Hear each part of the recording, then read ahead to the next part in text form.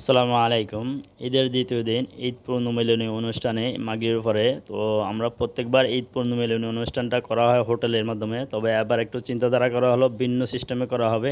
যে চিন্তা সেই কাজ। তো আমাদের যে মুরব্বিরা এই চিন্তাধারা করছিল যে আমরা একেবারে একটা পার্কের মাধ্যমে অর্থাৎ এই যে এটা একটা পার্ক, বিশাল বড় একটা পার্ক দোয়া ফোর্ট।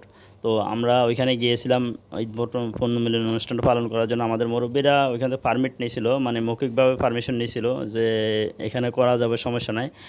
তো সমস্যা হলো এখানে মৌখিকভাবে অল্প কয়েকজন লোক, 10-12 জন বা 15 জন এতটুকু করতে পারবে, এত কয়েকজন লোক, এর বেশি থাকতে মানে হতে পারবে না। তো ওটা আমাদের জানা ছিল না, মুরব্বিদেরও জানা ছিল না, যার কারণে সমস্যাটা হয়ে গেছে। ওইখানে প্রায় আমরা লোক হয়ে গেছি 100 জনের উপরে।